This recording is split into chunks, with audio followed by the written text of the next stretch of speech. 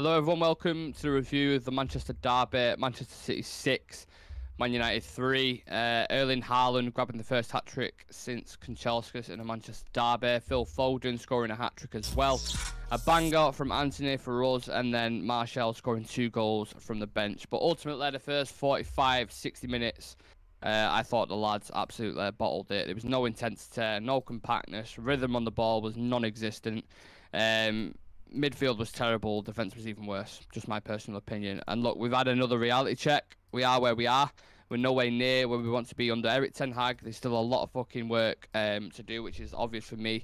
And yes, we've been dismantled by the best team in the world right now. But there was things in that game, even if it was 0-0 for me, that was just unacceptable. And I'm sure we're going to dive into it in a second. Look, I've been speaking for 3 hours, so whoever wants to take the floor, be my guest with that game. Talk to me about that. Severe, do you want to go?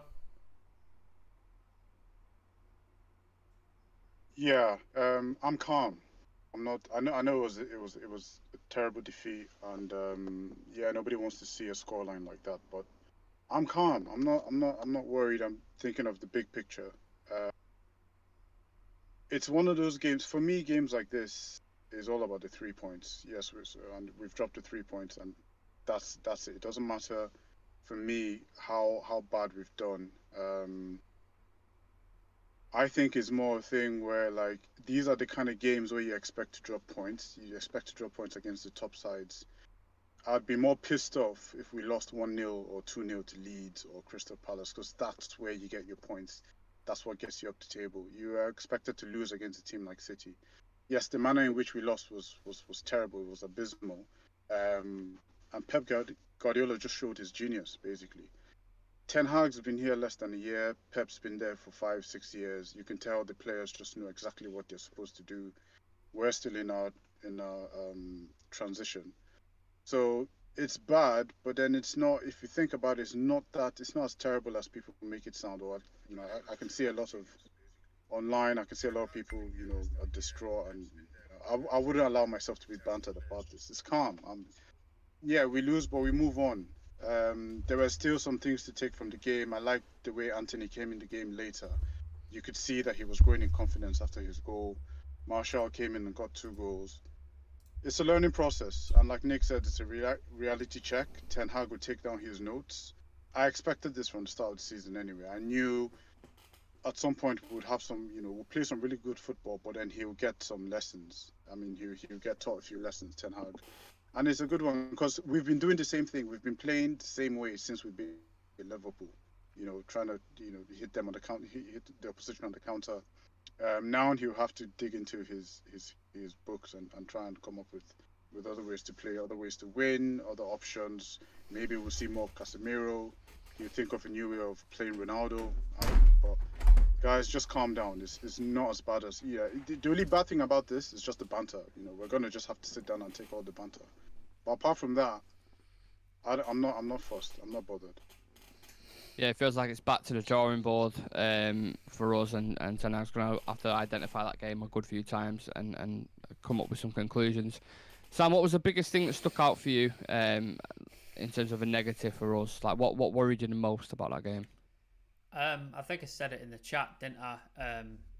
Lack of fight, lack of, like, it's a derby, it's put some effort in, man. Nobody was putting any effort in that first half. Like, not a single person came out with any sort of shiny colours with that. It was utterly just devoid of fight. I think I put in the chat, it's like Mike Tyson fighting a child. That, like, it was just, there's lack of desire for fight. And I agree with Severe on nearly everything he said. The only thing I don't agree with is the manner of the defeat. The lack of fight in that defeat was not acceptable. I expected, like, I know yesterday I was saying, 3-1, we can get on, blah, blah. It's like, you have to be sort of look forward to your team, otherwise what's the point?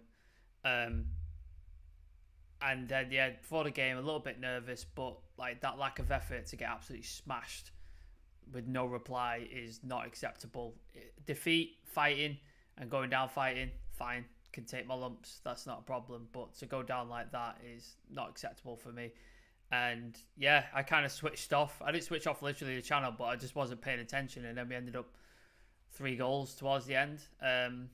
Yeah, I just thought Just I wish we had some sort of effort. I wish we could string a pass together. I wish we could have put a bit of like fight on the ball, like Martinez, put a foot on someone, just something. I wanted something, but just there wasn't any of it, and that's the sort of biggest glaring thing for me. I'm fine with getting beat, but not like that.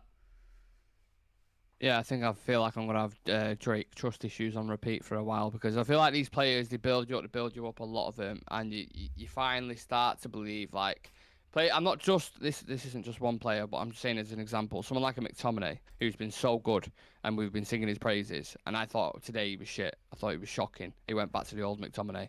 Yep. Has the trust been broken again with some of these players, do you think? So give me your take on that, if you can. No, I don't. Yeah, I don't think the trust has been broken. We were outplayed. That's what happened. I don't think anybody gets on the pitch and then just doesn't want to play or give it, or put in the effort. We were just outplayed. The occasion, the crowd, it was just overwhelming for everyone. And I'm sure, they wanted to do they planned to do as much, the best they could. But with Guardiola, like, he keeps you guessing. The fifth goal. The fifth goal that Haaland scored, you could just see that the players were just all over the place. Like, we didn't know who to chase, who to track, what to do. I mean, it was just, we got beat and we got outplayed. I don't think we went in there just not caring. Like, none of the players didn't care. We just got outplayed, and it's one of those things that happens. But guess what? We've played Liverpool, we've played City, we've played Arsenal. It's on us now. I mean, we've played some of the top teams already. We've only got Spurs and Chelsea, I believe, for the rest half of the season. So it's up to us now to face. I mean, what bigger test is there? We've played some of the best. We've played the two best teams in the country so far. I mean, going forward. I play devil's advocate on that though, Severe.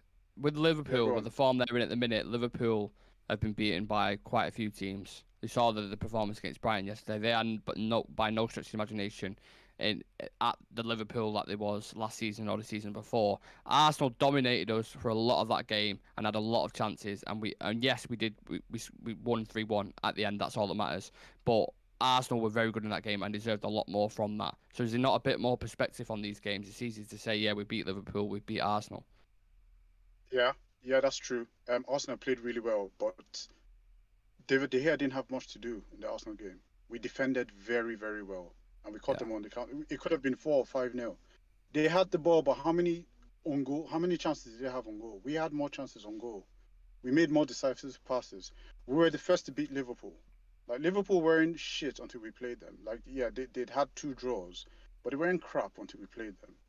Everybody, before we played the Liverpool game, was anyone expecting us to beat them? Or did anyone have any doubts about Liverpool, getting a result?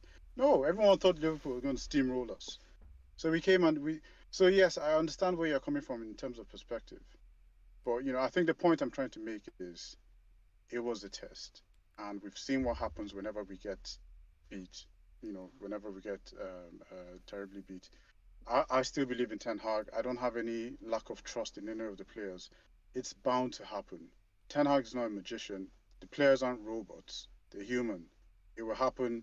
We'll move on from this. No, I agree. With Severe, but like we couldn't string a pass together against Arsenal. Our passing was crisp. We're on the attack. Like you said, we defended well. None of that went right today.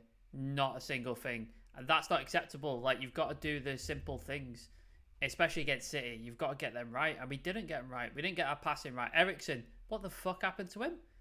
God knows what he was doing. He was terrible. Our forward line, I think Rashford had 4 touches of the ball in the first half, if that. He was horrible. Our defence was all over the place. And then to top it off, Varane gets injured. It's just everything went wrong. So even if the simple things we were doing correct, we weren't doing them. So that's not acceptable to me. You have to do those things correctly. Fine. If we get beat still, cool. City outplayed us. All the thing. We made it so easy for them. Ridiculously easy. Not only are they fantastic, but we made it unbelievably easy for them. If we would have played the same way as we did against Arsenal, I don't think they score 6. I think they maybe score 3.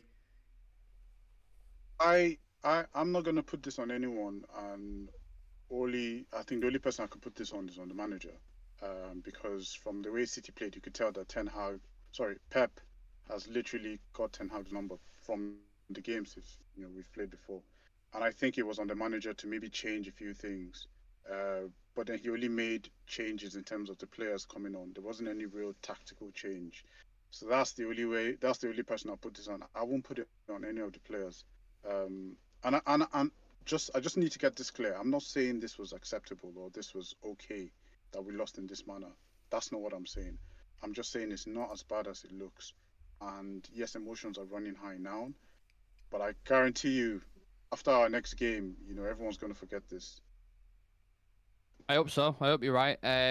You mentioned Ten Hag and tactics there. That was going to be my next question. Did he tactically get anything wrong? But just in terms of the application on the pitch, if you watch any of City's goals, every time one of the players picks something up, he's got about 20 yards of space around him. Like, you could literally draw a circle around him. There was that much space to work with, and you can't give players like that. De Bruyne, see the cross he put in for Erling Haaland, and I think it was his second goal. Like, it's absolutely world class. You cannot give him that much time because they will hurt you. And it's like they've never watched City before going into that. Like, it was the compactness for me. There was no like hard to beat about us. It was just like time, flow, easy for him, movement, like nothing, no spanners in the works whatsoever. That was a worrying thing for me. And look, I know Man City are probably the best team in the world right now, and will probably go on and win a lot of things this season. And Haaland is just. I'm lost for words about him. I don't want to sound like I'm sucking off Haaland or whatever, but he's phenomenal. Like, as a striker, he's unbelievable. So yes, he is hard to stop. It's easy than just saying do this, do that, do that. But ultimately, he's that good. He's almost impossible to stop. But there was still so many things, if you go through it with like a fine-tooth comb, that I thought they needed to address tactically and on the pitch as individual players. The next question I'll ask is: was it a case of Man City was so good it was inevitable, or was it that we were so bad? Like, where's the balance on the scale? It's both.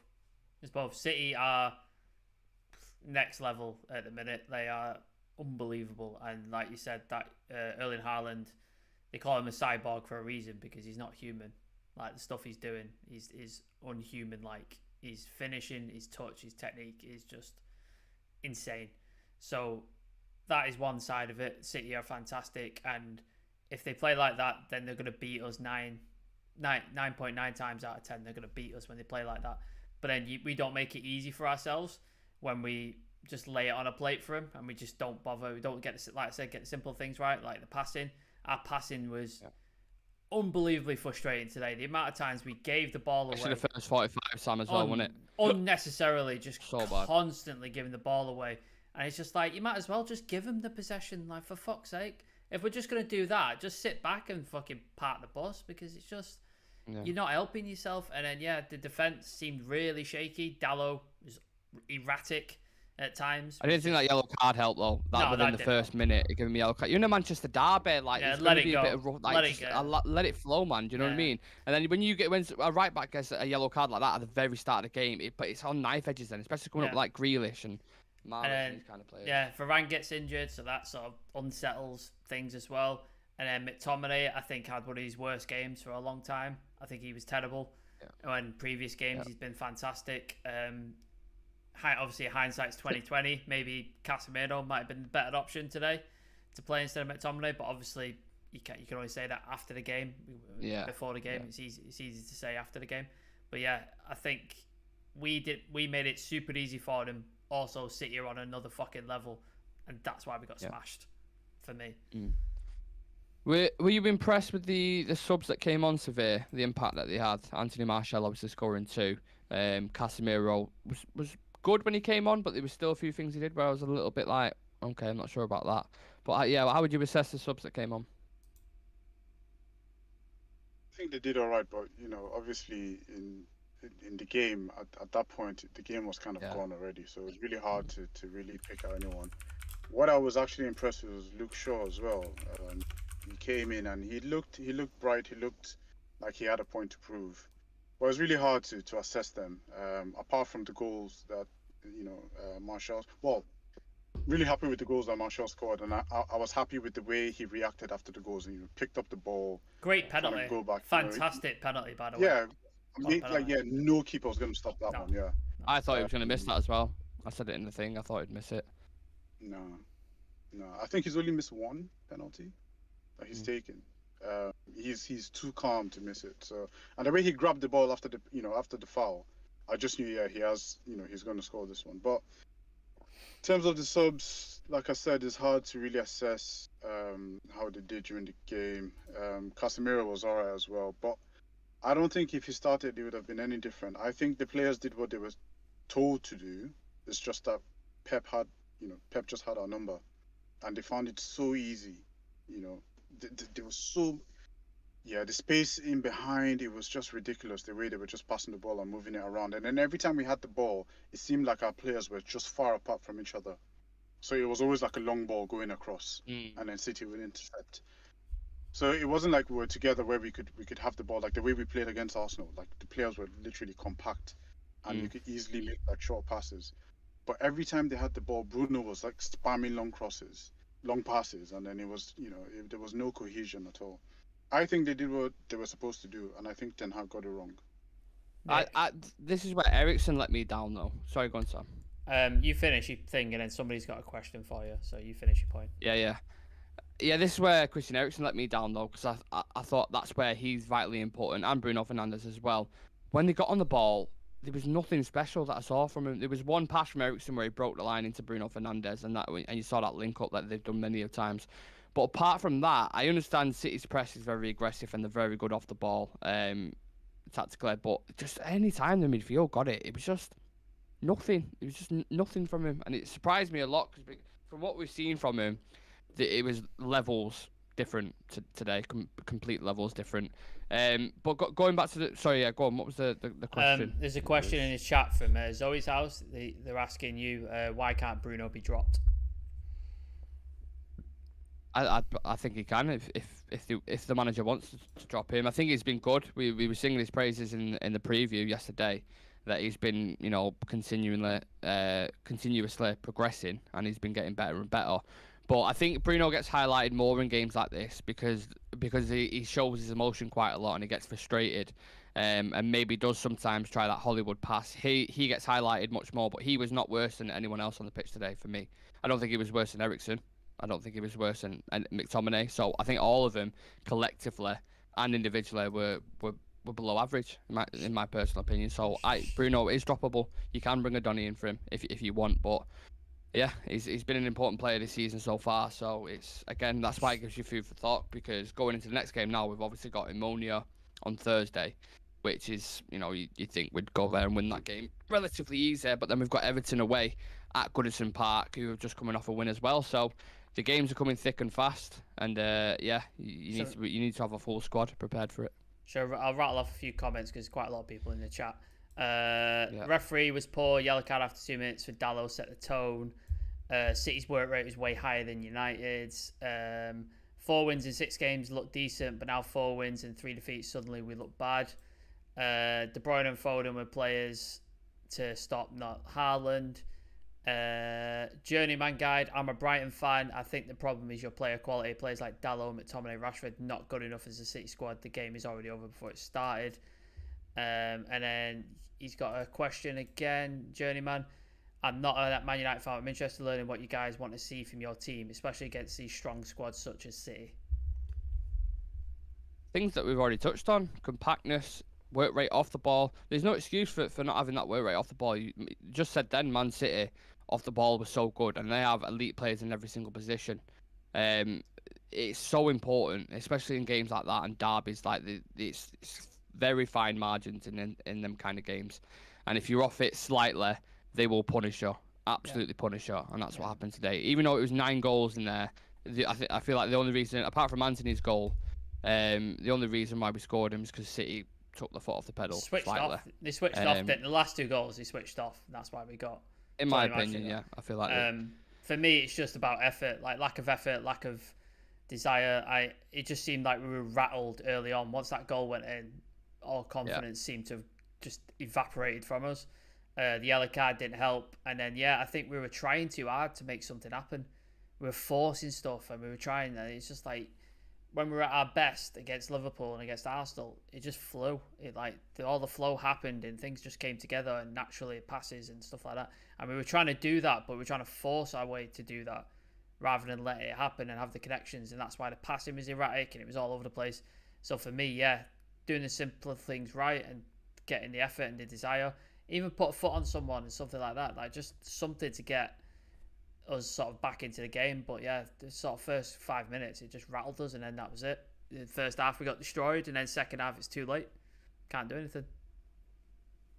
I thought Jadon Sancho was poor again today as well. Yeah. Sorry, Survey, was you going to go then? No, I was just saying it's games like this that Bruno Fernandes actually frustrates me, because he's very passionate about about the game, and then he kind of loses his head and he forces things and then he gets anxious. So some of the passes that he was trying to string into Rashford were just unnecessary. Yeah. You need a cool head in these kind of games when the crowd is on your back, when everyone, when things are going. That's where you need like an Eriksen in the 10, to kind of calm things down, because every time we got the ball, we're just trying to move forward. Just string a few passes together, get a bit of get a bit of get the game going a bit, and then. But then, yeah, he just kind of frustrated me. But like you said, Nick, it wasn't just him. It was everyone. That was kind of that. You can't pick up anyone and be like, oh, that person made or that person played really badly. I think the only person I probably would have said would have done a bit more was De Gea, because every time there was a goal kick, it was literally just giving the ball back to the opponent. Mate, it happens every game. It's the same thing. It's just always. That was just it. Yeah. And De Gea, he's starting this trend where when he's good, there's no consistency. He's either really good in the game or he's just shit in the game. Where and none of those, he's best known for his shot stopping.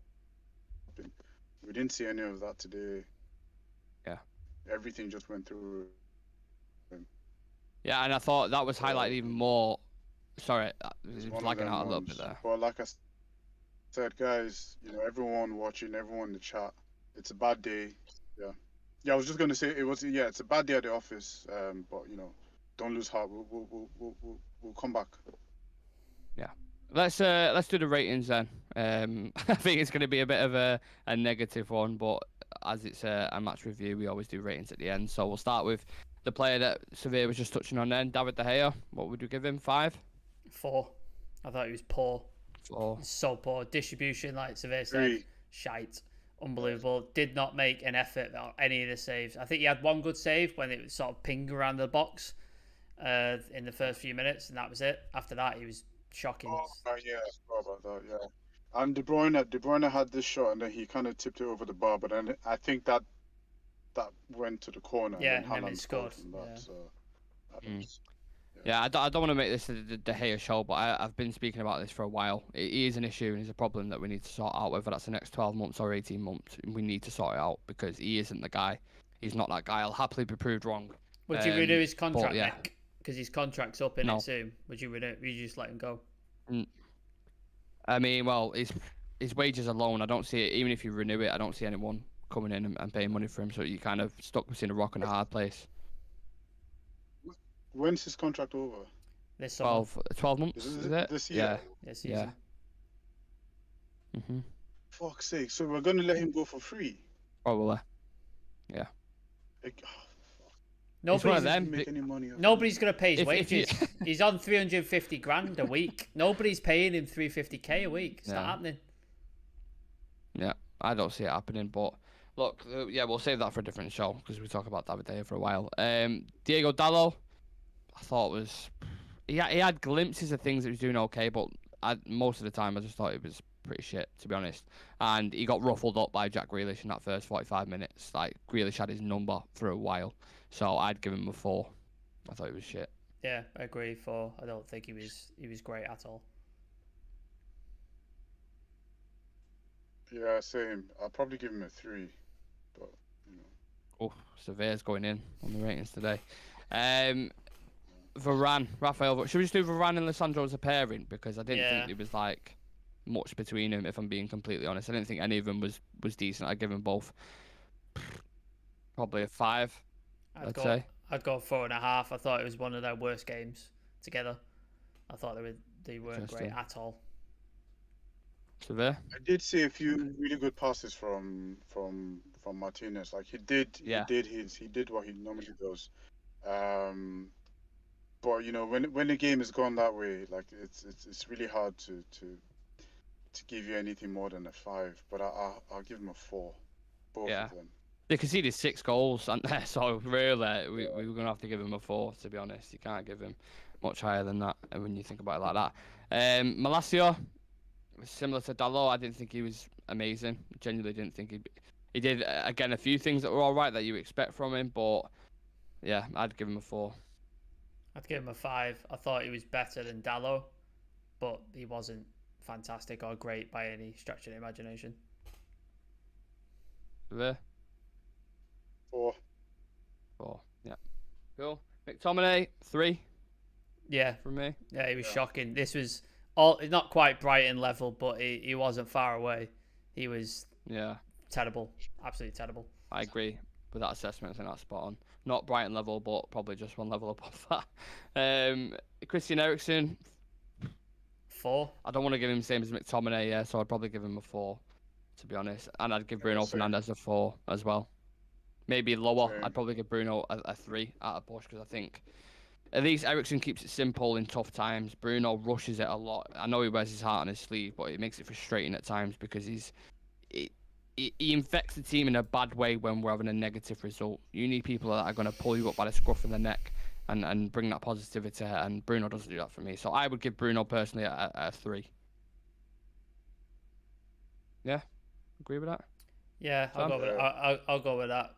But yeah, Bruno's he's so frustrating. He's really frustrating at times, because sometimes he can be the best player on the pitch, and then other times he's just whinging and just fucking trying passes that are just unnecessary.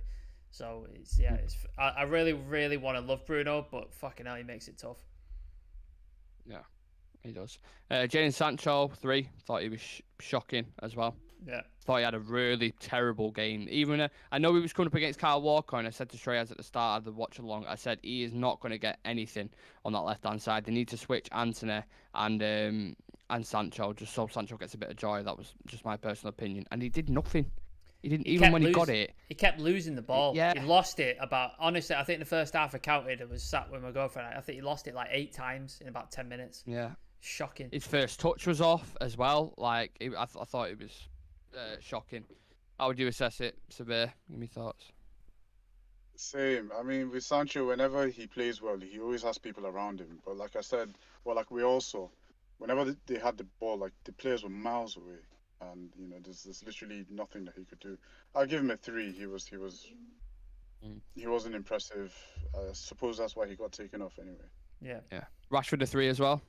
Yeah, he was terrible. Yeah. Like, I think he had 8 touches of the ball total in the first half. I think I read like 8 touches, which is for a striker is just shocking. But obviously Haaland has let like very few touches, but look what he does with it. And then just Rashford. Yeah, I didn't even notice him, to be honest with you. I didn't notice him during the game at all. I didn't hear anything. I didn't see anything. So yeah, 3. And then Antony, if we can have one, is probably my man of the match, to be honest. Wasn't great for the first 40 minutes, I'd say. And then after that, he seemed to come to life and was the most effective player in our team. Scored a fucking wonderful goal. Yep. Like, if we're going to take any kind of positivity from that result, it was that goal that Antony scored, and he's got another one against the top 6 club. Well, 5.5. I don't know what I'd give him, to be honest. 5.5. I'd push it to a 6 because Yeah. To be fair, because it was a game of 2 halves really for Antony, so I'd probably go with that. Severe. Could you hear him then, Sam? No. 5. Oh, 5. Yeah, 5. Yeah, that's fair. Fair assessment. Yeah. Okay. Do you agree on man of the match with Antony? Are we all? If we're picking a United one, yeah. I thought Tony Marshall was very effective when he came on. I thought he was good. So he's possibly a shout. He seemed to have a bit of fight as well. Like the sort of James Ducker article that came out saying he's chomping at the bit to play.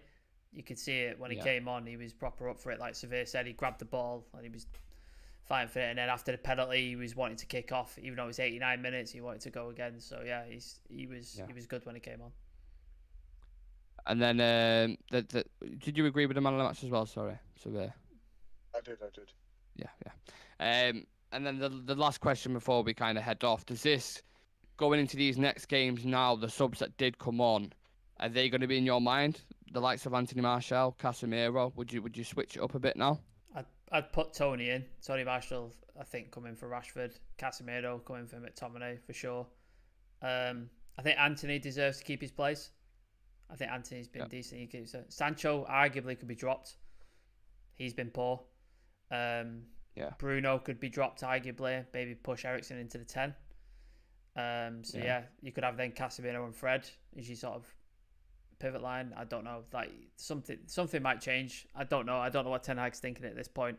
Like Sevilla said, it's City. It's the best team on the planet right now. It could just be like a one-off where we've been smashed by like a fantastic team. So maybe it's not need for drastic changes quite now, but it wouldn't surprise me if he did decide to sort of drop some players just to sort of freshen up a bit. Yeah. What about yourself, Surveyor? I wouldn't be too hasty to start dropping players. But the good thing is we play Omonia, so that's a good test. That's a good game to try and change things and see how it works. But it's nice to know that we have people like Fred and Casemiro to come on, because Fred actually was his rebound that Martial actually scored. Yeah. So it's nice to know that we have people like that coming off the bench. I still think Ronaldo might have a part to play somehow in this team, maybe in the Europa League, who knows. But I won't be too hasty to sort of start, chopping and changing things. That would be way too reactionary. But yeah. That's my assessment on things. Cool.